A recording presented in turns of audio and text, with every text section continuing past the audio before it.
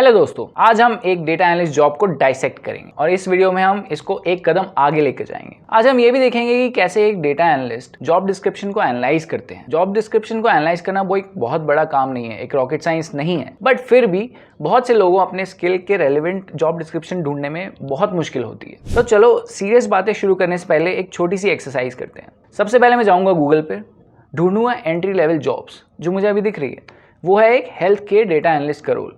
तो इस केस में हमारी एनालिसिस होनी चाहिए एक बॉटम अप अप्रोच। तो सबसे पहले मुझे देखना है कि इस रोल के लिए कितना एक्सपीरियंस चाहिए।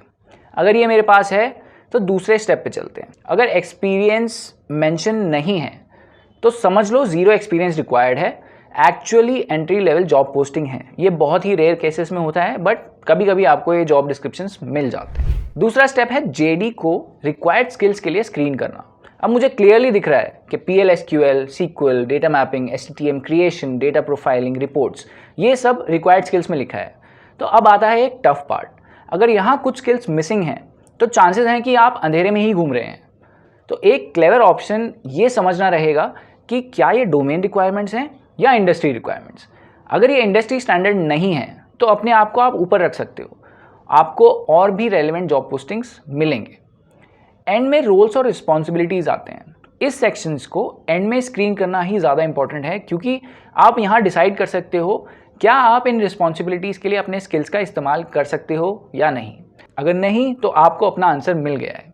अब फनी बात यह है कि किसी को स्किल सेक्शन में कुछ इंडस्ट्री स्टैंडर्ड्स मिसिंग मिल सकते हैं। ये बहुत ही ज़्यादा सीरियस कंसर्न हो सकता है। ये वैसा ही होगा कि कोई सोल्जर बिना कॉम्बैट ट्रेनिंग के ही मैदान में चला गया।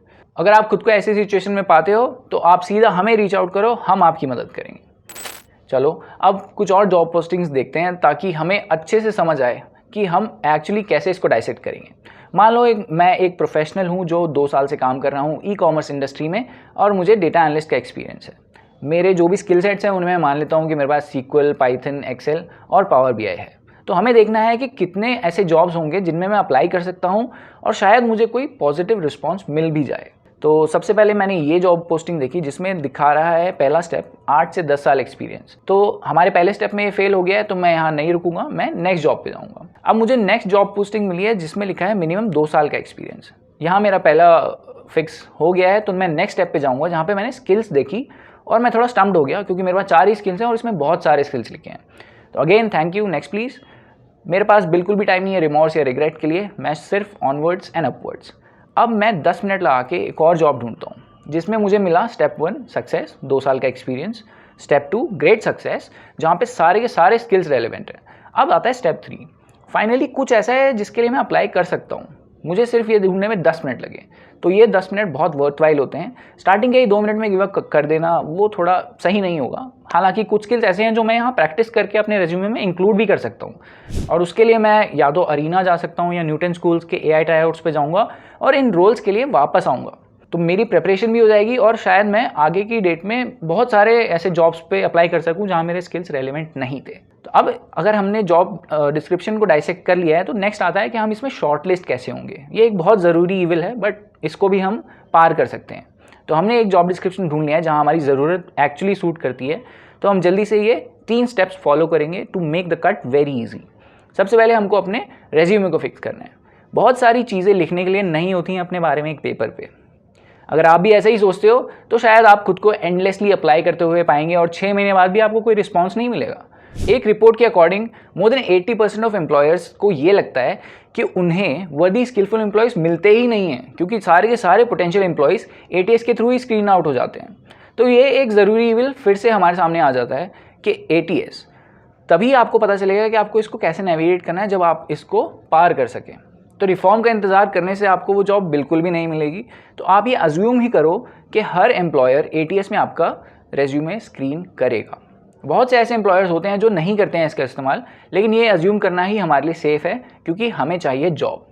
इस हर्डल के लिए हमें किसी भी ऑनलाइन रेज्यूमे एडिटर पे हम जा सकते हैं। वहाँ पे हम अपना जॉब डिस्क्रिप्शन डालेंगे, अपना रेज्यूमे डालेंगे और वो हमें सीधा सीधा कीवर्ड्स बता देगा जो हमें अपने रेज्यूमे में डालने हैं, ताकि वो हमारा रेज्यूमे ATS फ्रेंडली हो जाए और ATS शायद क्लियर कर पाए। अब फिर से इसमें रेज्यूमे में बहुत जगह लोगों को लगता है कि हम झूठ बोलेंगे तो हमारा रेज्यूमे शॉर्टलिस्ट हो जाएगा। ये रिकमेंडेड नहीं है, पर जो स्किल सेट जॉब में यूज़ हुआ है उसका पोर्ट्रेयल डेफिनेटली आप किसी केस स्टडी या फिर प्रोजेक्ट के ज़रिए अपने प्रायोरिटी को दिखा सकते हैं। जब आपने अपना रेज्यूमे फिक्स कर लिया है, तब आते हैं प्रोजेक्ट एरियाज़, जहाँ पे आपको देखना होगा हम कैसे इम्प्रूव कर सकते हैं। उसी से हमारी जॉब डिस्क्रिप्शन और स्किल्स मैच होते हैं। तो यहाँ पे आप एक XYZ अप्रोच यूज़ कर सकते हैं, जो कि बहुत हेल्पफुल होता है। इसमें कुछ नहीं होता है, एक सिंपल सा एग्जांपल है कि you have accomplished X as measured Y by doing Z।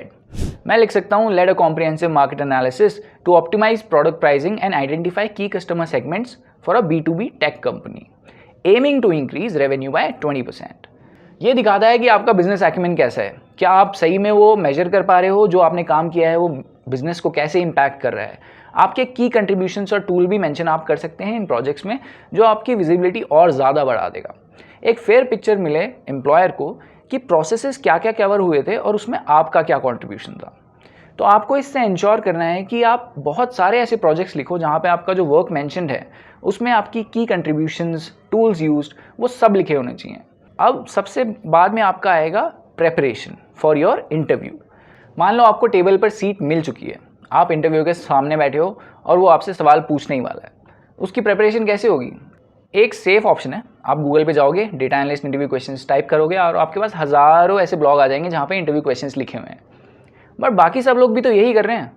आप एम्प्लॉयर्स के सामने कैसे स्टैंड आउट करोगे? अगर उसने आपसे कुछ ऐसा क्वेश्चन पूछा जहां आपने कहीं नहीं पढ़ा है, किसी भी ब्लॉग में नहीं पढ़ पाए, तो क्या होगा? यहाँ आप अपनी जो अप्रोच है वो थोड़ी सी अलग कर सकते हैं। ये थोड़ा सा ट्रिकी है बट कर सकते हैं। सबसे पहले आप इंडस्ट्री लीडर्स को आइडेंटिफाई करो, उनसे कनेक्ट करो और जान लो कि अगर मैं ऐसे रोल के लिए इंटरव्यू दे रहा हूँ तो मैं किस तरीके के सवाल एक्सपेक्ट कर सकता हूँ। तो काफ़ी ऑप्शंस में ऐसा होगा कि आपको वो मिल जाएगा, बट बहुत सारी ऐसी इंस्टेंसेस होंगी जहाँ पे आपके पास वो कनेक्शंस नहीं है, आप रीच आउट नहीं कर पा रहे हो। तो ऐसे केस में आप क्या करोगे? ऐसे केस में 2025 में हमारे पास है जनरेटिव AI। हमारे पास बहुत सारे ऐसे चैट GPT जैसे टूल्स हैं जहाँ पे हम एक GPT को ट्रेन कर सकते हैं ताकि वो हमारा इंटरव्यूअर बन के हमसे इंटरव्यू क्वेश्चंस पूछे। हम उसे बता सकते हैं कि ये है जॉब डिस्क्रिप्शन, ये सारे स्किल्स चाहिए, और वो हमसे सब कुछ वो पूछेगा जो हम एक्चुअली एक इंटरव्यू में एक्सपेक्ट करेंगे।